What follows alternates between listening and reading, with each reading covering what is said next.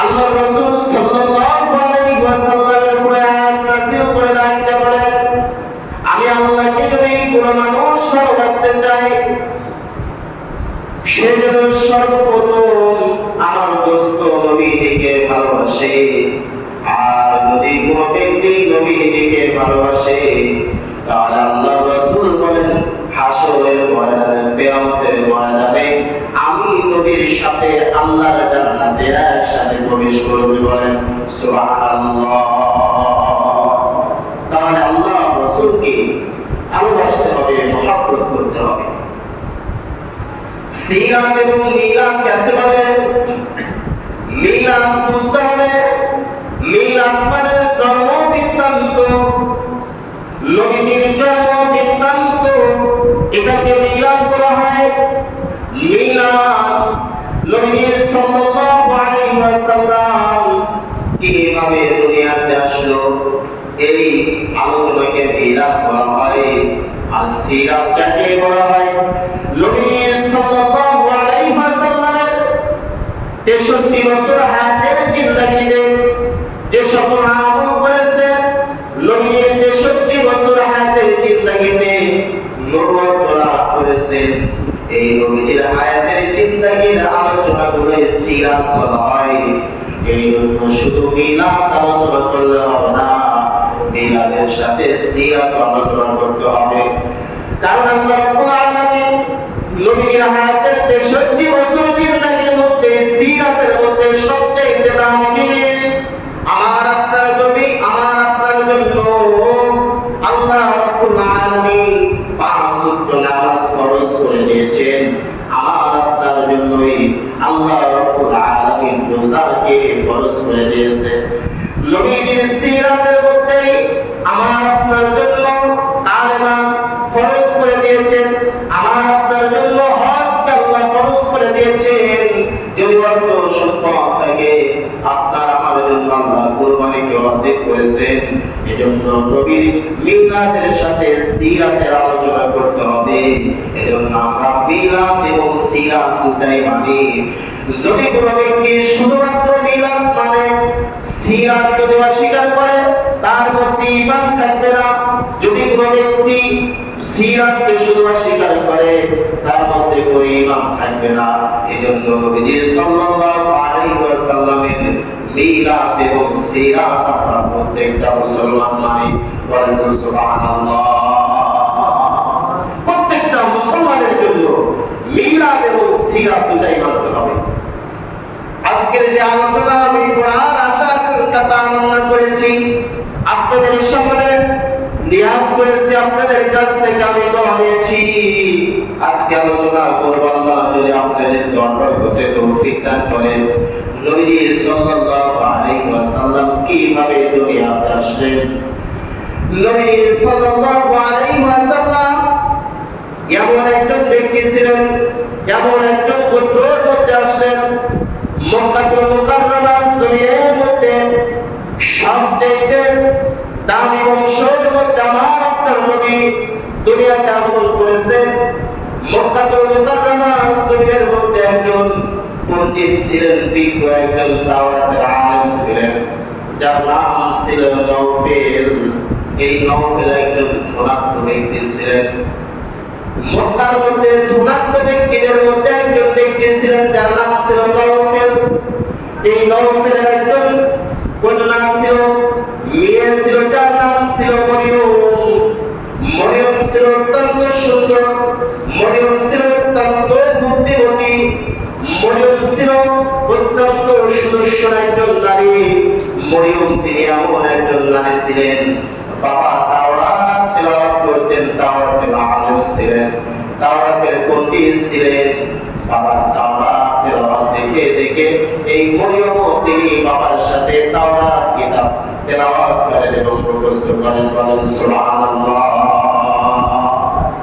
বাবার সাথে আপনারা কি জোরে সুবহানাল্লাহ বলতে পারেন না? লেডিস না মহিলা? আপনারা বলেন কি লেডিস না মহিলা? কথা বলে লেডিস, লেডিস না মহিলা? যদি লেডিস না আমার, মহিলা যদি না আমার, পুরুষ যদি বাতের পুরুষের মতো কথা বলেন, আর যদি বলেন আমরা লেডিস, তাহলে লুক করে বসে থাকে। মুসলমান আল্লাহর গোলাম, সকলে আমার কথার দিকে লক্ষ্য করেন।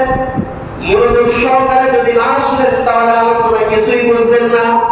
লাস্টে ইমাম সাহেবের দুর্নাম করবেন, বলবেন আমাদের ইমাম সাহেব কোনো আলোচনা করতে পারে না। কিন্তু আপনাদের দরবারতে বিভিন্ন মাঠে ময়দানে বিভিন্ন জায়গায় আলোচনা করি। আজকে খেদমতের বয়স প্রায় 8 থেকে 9 বছর। এই খেদমতে মসজিদের মেম্বার, মসজিদ মাদ্রাসা নিয়ে 8 বছর থেকে 9 বছর পর্যন্ত খেদমত করতেছি। বলেন আলহামদুলিল্লাহ। এজন্য বাজার কেনা করেন না। তো কোথার সাথে যদি আপনারা হাবু করেন, যদি সুবহানাল্লাহ আলহামদুলিল্লাহ বলেন, তাহলে একটু নিজের কাছে বলতেও ভালো লাগে। মক্কাতুল মুকাররমার শহরের মধ্যে এই সুন্দর একজন মহিলা ছিলেন, যার নাম ছিল মরিয়ম। তার বাবার নাম ছিল নওফেল। তাওরাতের একজন পণ্ডিত ছিলেন, বিজ্ঞ আলেম ছিলেন। নওফেলের কন্যা মরিয়ম, তিনি বাবার সাথে তাওরাত তেলাওয়াত করতেন, তাওরাত পড়তেন আর মুখস্থ করতেন। এই তাওরাত কিতাবের মধ্যে আমার আপনার নবী তো জাহানের বাদশা রহমাতাল লিল আলামিন দুনিয়াতে আগমন করবেন। এই তাওরাত কিতাব যখন মরিয়ম তেলাওয়াত করতেছিলেন, নবীর শুভ আগমন বার্তা, নবীর আগমন বার্তা এই তাওরাত কিতাবের মধ্যে পড়তে পড়তে মরিয়ম পাইলেন। বলেন সুবহানাল্লাহ। মরিয়ম নওফেলের কন্যা যখন নবী মুহাম্মদ সাল্লাল্লাহু আলাইহি ওয়াসাল্লাম কোন বংশের মধ্যে আসবে, কার মাধ্যমে আসবে, কিভাবে আসবে, বিস্তারিত যখন তিনি বললেন, নবীর ভালোবাসায় পড়ে গেলেন, নবীর মায়ে পড়ে গেলেন। খাজা আব্দুল মুতালিব তার পুরুষে আব্দুল্লাহ জন্মগ্রহণ করবেন। মক্কার মুতাওয়াল্লি ছিলেন, খানায় কাবার সরদার ছিলেন, খাদেম ছিলেন, খানায় কাবার সবচাইতে বড় নেতা ছিলেন নবীর দাদা খাজা আব্দুল মুতালিব। খাজা আব্দুল মুতালিবের পুরুষ আল্লাহ রাব্বুল আলামিন 10টা সন্তান দান করবেন। 10টা সন্তানের মধ্যে থেকে একজন সন্তান হবে সবচেয়ে 10 নম্বর ছোট সন্তান হবে, যার নাম হবে আব্দুল্লাহ। এই আব্দুল্লাহর উরুস থেকে আল্লাহ রাব্বুল আলামিন রহমাতাল লিল আলামিন আখির নবী তো জাহানের বাদশা দুনিয়াতে আগমন করবেন। বলেন সুবহানাল্লাহ। মরিয়ম যখন এই তাওরাত কিতাবের মধ্যে পাইলেন, এবার তিনি আব্দুল্লাহর ভালোবাসায় পড়ে গেলেন, মহব্বতে পড়ে গেলেন। তিনি বাসায় থেকে দামি দামি জিনিসপত্র, খাবার থেকে শুরু করে আব্দুল্লাহর জন্য ওই মক্কায় আব্দুল্লাহর জন্য বানিয়ে বানিয়ে খাজা আব্দুল মুতালিবের বাড়িতে উপস্থিত হয়। খাজা আব্দুল মুতালিবের বাড়িতে উপস্থিত হয় এবং খাজা আব্দুল মুতালিবকে বলে, ও আব্দুল মুতালিব, তুমি তোমার ছোট্ট সন্তান আব্দুল্লাহকে সুন্দর করে মায়া মমতার সহিত বড় করবে। বাবাও তিনি ছোট্ট সন্তানকে মায়া করে, মমতা করে। সবচেয়ে ছোট্ট সন্তানদের প্রতি ওনার ভালোবাসা বেশি হয়। এইভাবে খাজা আব্দুল মুতালিব 10 জন সন্তানের মধ্যে সবচেয়ে আব্দুল্লাহ দেখতে সুন্দর। আব্দুল মুতালিব সবচেয়ে আব্দুল্লাহকে মহব্বত করে। এই আব্দুল্লাহ এমন একজন, তার মাধ্যমে আল্লাহ দুনিয়াতে নবী পাঠাইবেন। এই আব্দুল্লাহকে বারবার এই মরিয়ম তার বাড়িতে দেখতে যায়, ভালো কিছু খাবারের ব্যবস্থা করে দেয়। হঠাৎ করে মক্কার মধ্যে দুর্ভিক্ষ শুরু হয়ে গেল। মক্কার মধ্যে ঝড় তুফান যখন শুরু হয়ে যায়, মক্কার জমিনের মধ্যে একটা জান্নাতি কূপ আছে, যে কূপের পানি খেলে মানুষের ক্ষুধা নিবারণ হয়, যে কূপের পানি খেলে আল্লাহ রাব্বুল আলামিন শরীরে পুষ্টি দান করে। সব চাইতে এই জান্নাতি পানি আল্লাহ রাব্বুল আলামিন জমজম কূপ হিসেবে মক্কার জমিনের মধ্যে হাদিস সাহেব করে এখনো দেখেছে। যারা হজ করতে গিয়েছে তারা জানে জমজম কূপের পানি কত বিশুদ্ধ এবং কত নিয়ামতে ভরপুর আল্লাহ রাব্বুল আলামিন করেছেন। তৎকালীন ওই সময় সমস্ত মক্কাবাসী জমজম কূপের পানি দ্বারা আল্লাহ আল্লাহ করত। প্রত্যেকটা কাজ করে জমজম কূপের পানি ব্যবহার করত। জমজম কূপের পানি দ্বারা রান্না বান্নার কাছে ব্যবহার করত। হঠাৎ করে একটি ঝড় তুফান শুরু হয়ে গেল। এই ঝড় তুফানের মধ্যে মক্কার মরুভূমির বালু, সমস্ত বালুগুলো এসে এই জমজম কূপের পুকুরে পড়লেন। জমজম কূপের পানিটা বুঝে গেল, মুখটা বন্ধ হয়ে গেলেন। জমজম কূপের পানির মুখ যখন বন্ধ হয়ে যায়, মক্কাবাসী চিন্তায় পড়ে যায়, মানুষ দুর্ভিক্ষের মধ্যে পড়ে যায়। মক্কায় কোনো পানি নাই, মরুভূমি এলাকা, মক্কার মধ্যে আর কোনো পানি নাই। সমস্ত মানুষ মক্কার মতো অল্লি ছিলেন। নবীর দাদা খাজা আব্দুল মুতালিবের কাছে আসলেন। মক্কার সব চাইতে বড় নেতা ছিলেন নবীর দাদা আব্দুল মুতালিবের কাছে আসলেন। ও আব্দুল মুতালিব, আমরা তো মৃত্যুর শয্যায় চলে গেলাম, আমরা পানি কোথায় পানি পাবো? তুমি তোমার প্রভুর কাছে দোয়া করো, আল্লাহ রাব্বুল আলামিন যেন পানির ব্যবস্থা করে দেয়। আল্লাহ রাব্বুল আলামিন যেন আমাদের জন্য জমজম কূপকে আবার পুনরায় উন্মুক্ত করে দেয়। আল্লাহর কাছে তোমরা দোয়া করতে থাকো। মুসলমান আল্লাহর গোলাম কোথা থেকে সকলেই লক্ষ্য করেন। এক পর্যায়ে যখন খানা কামার মুতাওয়াল্লি আব্দুল মুতালিবকে যখন মক্কার গলিতে সমস্ত দেব-দেবীর কাছে যখন প্রার্থনা করলেন, পূজা করলেন, উৎসর্গ করে দিলেন, কুরবানি করলেন, বিভিন্ন পশু পাখি কুরবানি করলেন, কিন্তু তারপরেও ওই জমজম কূপের পানি উন্মুক্ত হলো না। জমজম কূপ চালু হয় না, জমজম কূপ থেকে পানি উত্তোলন হয় না, পানি উপরে ওঠে না। মানুষ যখন এক পর্যায়ে দুর্ভিক্ষের মধ্যে পড়ে গেল, পানি করে সমস্ত মক্কাবাসী ক্লান্ত হয়ে গেল, মৃত্যুর শয্যায় যখন চলে গেল, খাজা আব্দুল মুতালিব এবার আল্লাহর ঘর বাইতুল্লাহ সামনে দাঁড়িয়ে বাইতুল্লাহর দিকে চক্ষু দিয়ে আল্লাহ মিলায় বলল, আল্লাহ, এটা তোমার ঘর বাইতুল্লাহ, তোমার ঘরের দিকে তাকাইলে সওয়াব লেখা হয়। তোমার ঘরের দিকে তাকাইলে কবুলিয়াত হজের সওয়াব লেখা হয়। তোমার ঘরের দিকে তাকাইলে নেকি লেখা হয়। বাবা-মার চেহারার দিকে তাকাইলে কবুলিয়াত হজের সওয়াব লেখা হয়। আল্লাহর কোরআন শরীফের দিকে তাকাইলে, কিতাবের দিকে তাকাইলে বান্দার আমলনামায় সওয়াব লেখা হয়। ও আল্লাহ, তোমার ঘরের দিকে তাকাইলাম, তোমার কাছে ফরিয়াদ জানাই, ও আল্লাহ, তুমি আমাকে 10টা সন্তান দান করেছো।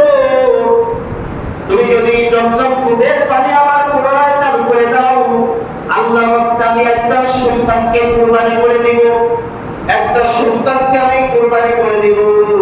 এই নিয়াত যখন করলেন, সঙ্গে সঙ্গে আল্লাহ রাব্বুল আলামিন জমজম কূপের পানি চালু করে দিলেন। বলেন সুবহানাল্লাহ। খাজা আব্দুল মুতালিব তিনি আল্লাহর কাছে বললেন, আল্লাহ, জমজম কূপের পানি যদি চালু হয়ে যায়, আমার 10টা সন্তানের মধ্যে থেকে একটা সন্তানকে আমি কুরবানি করে দিব। আল্লাহ সঙ্গে সঙ্গে দোয়া কবুল করেছেন। আল্লাহ কি সঙ্গে সঙ্গে দোয়া কবুল করেছেন? আপনারা তো আল্লাহর কাছে যান না, আপনারা যান হচ্ছে পীর বাবার কাছে, খাজা বাবার কাছে। আপনারা যত মাজার আছে, এই সমস্ত মাজারে আপনারা খালি নিয়াত করেন যে আল্লাহ, অমুক জিনিস যদি ভালো হয়, এই হয় সেই হয়, আমি যদি সন্তান লাভ করি, পরীক্ষা যদি ভালো রেজাল্ট হয়, আমি ওই মস্তানের মাজারে ওখানে দান করবো। তারপরে আল্লাহ নবীর মাসাব। কিন্তু মাসাব আল্লাহ বলি তো আমাদের বাংলার জমিনে তারা ইসলাম নিয়ে আসছে, কিন্তু ওই জায়গায় যারা বর্তমান দেখাশোনা করে, যারা খাদেম আছে, আমার মনে হয় সবচাইতে বড় কাসাখর যদি কেউ থাকে, নিকৃষ্টতম যদি কেউ মাদকখোর থাকে, দেশ বিরোধী কার্যকলাপ যারা করে, সবচাইতে মাসারে বেশি করে। আগের জামানায় আল্লাহওয়ালা যারা ছিলেন, আগের জামানায় খানকায় যারা ছিলেন, এদের টোকরার মধ্যে পাওয়া যেত তসবিহ, কোরআন পাওয়া যেত। আর এখন যারা মাজারে থাকে, খানকায় থাকে, এদের টোকরার মধ্যে নাইকেলের ছোবলা আর গাঞ্জা টোপলা ছাড়া কিচ্ছু পাওয়া যায় না।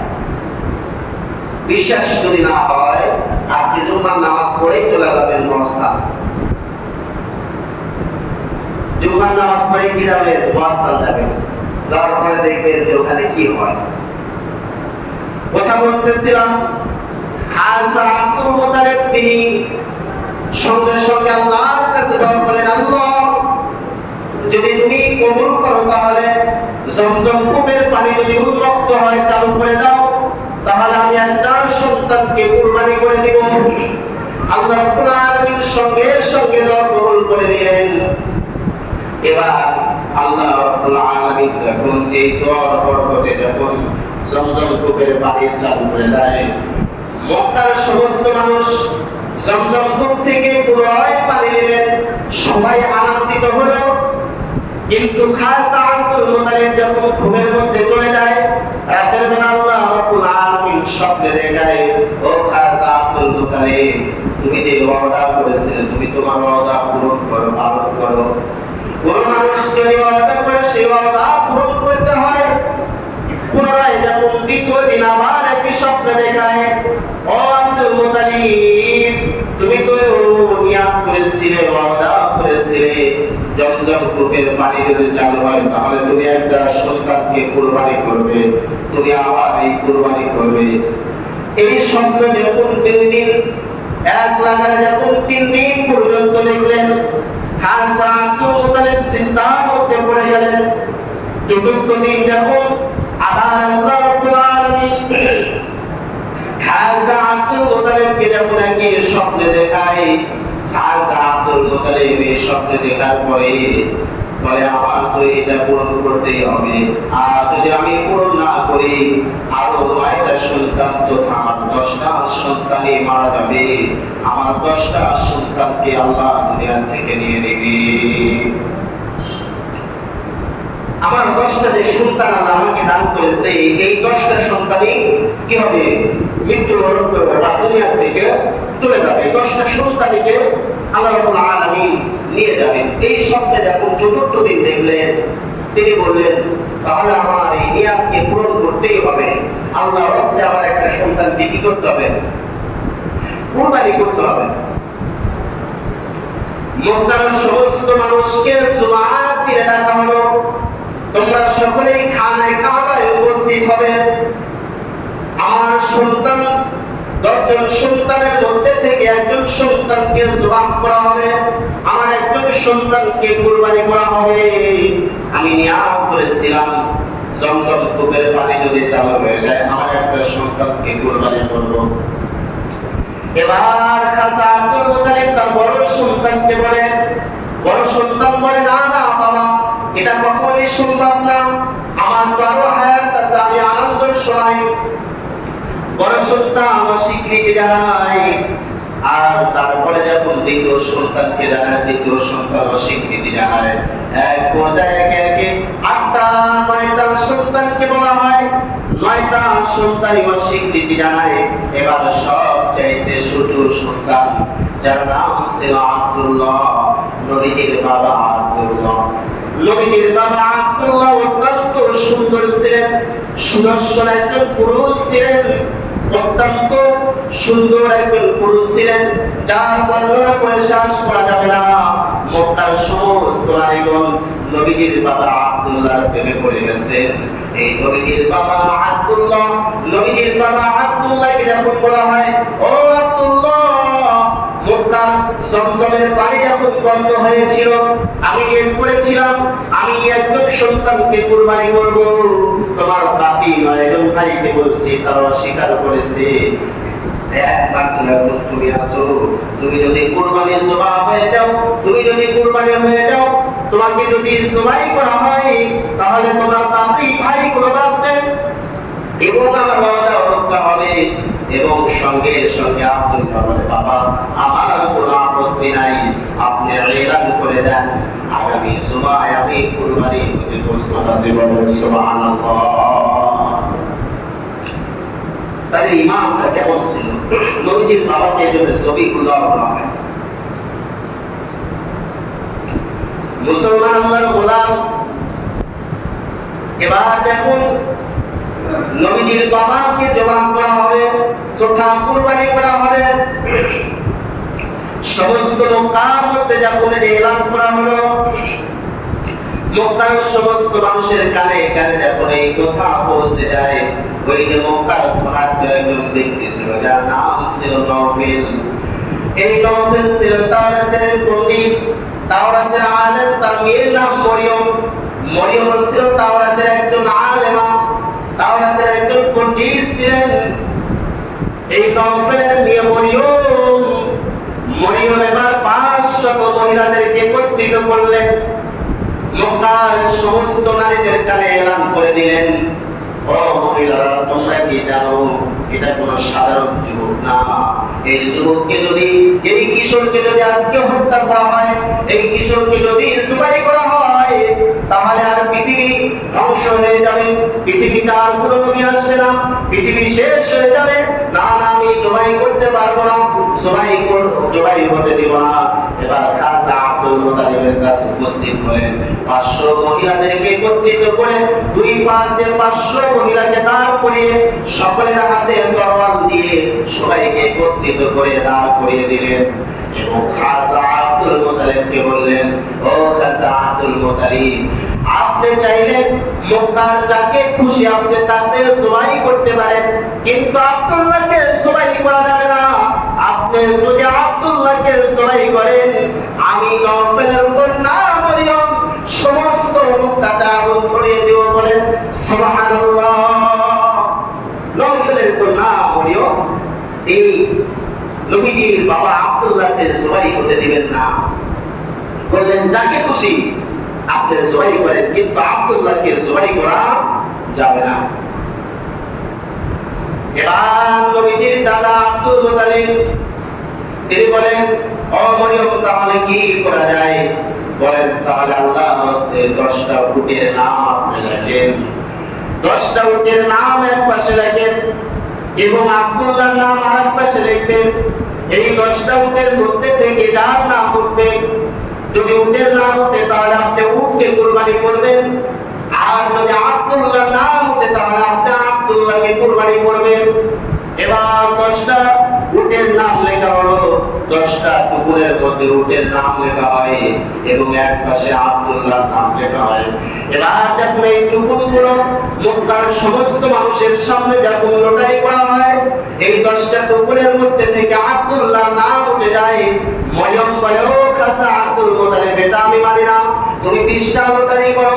20টার সময় যখন আব্দুল্লাহর নাম উঠে যায়, এক পর্যায়ে 30টা, 70টা, 99টা পর্যন্ত যখন লটারি করা হয়, নবীজির বাবা বলে, ও মরিয়ম, তাহলে আর কি করা যায়? হয়তো আল্লাহ রাব্বুল আলামিন আব্দুল্লাহকে চান, যার কারণে বারবার আব্দুল্লাহ নাম উঠে। মরিয়ম বলে, না না, এত সহজে আমি মানি না, আমি এত সহজে মানি না। আপনি 100 উটের নাম লিখবেন এবং আব্দুল্লাহর নাম অপর পৃষ্ঠে লিখবেন, তারপরে আপনি এটা যখন সুন্দর করে যখন আপনি লটারি করবেন, তারপরেই বলবো। এবার যখন 100 নাম লেখা হলো, 100 উটের মধ্যে থেকে আল্লাহ রাব্বুল আলামিনের সঙ্গে সঙ্গে একটা উটের নাম আল্লাহ তুলে দিলেন। বলেন সুবহানাল্লাহ। সঙ্গে সঙ্গে আল্লাহ রাব্বুল আলামিন 100 উটের বরকতে, 100 উটের বিনিময়ে কি করলেন? সঙ্গে সঙ্গে আব্দুল্লাহকে আল্লাহ মুক্তি দিলেন এবং সঙ্গে সঙ্গে এই 100 উট খাসা আব্দুল মুতালিব তিনি জবাই করে দিলেন, তার ওয়াদাটা পূরণ করে গেল। এবার এই নওফেলের কন্যা মরিয়ম ডাকতে বলে, ও আব্দুল্লাহ, তোমাকে আমি বিবাহ করব, তোমার যা কিছু দরকার তোমাকে আমি দেব, তোমাকে আমি ভালোবাসি, মহব্বত করি। শুধু কি তাই, নবীজির দাদাকে ওপেন চ্যালেঞ্জ করে বলে, আল্লাহর কাছ থেকে আমি চেয়ে নিয়েছি, আল্লাহর কাছ থেকে আমি চেয়ে নিয়েছি, তুমি আব্দুল্লাহকে কোথাও বিয়ে দেবে না। আব্দুল্লাহর বয়স যখন 25 হবে, 24 হয়ে যাবে, ওই সময় আব্দুল্লাহকে আমি বিবাহ করব। এক পর্যায়ে নবীজির দাদা আব্দুল মুতালিব তিনি যখন আব্দুল্লাহ যখন যুবক বয়সে যুবক বয়সে কোরআন করলেন, যুবক বয়স হয়ে গেল, মক্কার সমস্ত নারীগণ, মক্কার অভিভাবকগণ সর্ব অবস্থায় নবীজির দাদার কাছে বিবাহের প্রস্তাব আনে। এক পর্যায়ে নবীজির দাদা চিন্তার মধ্যে পড়ে গেল, এক পর্যায়ে বিরক্ত হয়ে গেল। এত বিবাহের প্রস্তাব মক্কার সমস্ত নারীগুলো রাস্তাঘাটে যেখানে পায়, যে অবস্থানে পায়, আব্দুল্লাহকে বিরক্ত করে, আব্দুল্লাহকে বিবাহের প্রস্তাব করে। ওই জামানায় আব্দুল্লাহ ছিল সবচাইতে লাজুক। আব্দুল্লাহ পুরো মহিলার দিকে চক্ষু তুলেও তাকায় নাই। ওই সময় আব্দুল্লাহ সর্ব অবস্থায় নিচের দিকে মাথা দিয়ে হাঁটে চলতেন, বলেন সুবহানাল্লাহ। তার চক্ষু দৃষ্টি থাকতো নিচের দিকে। মক্কার মধ্যে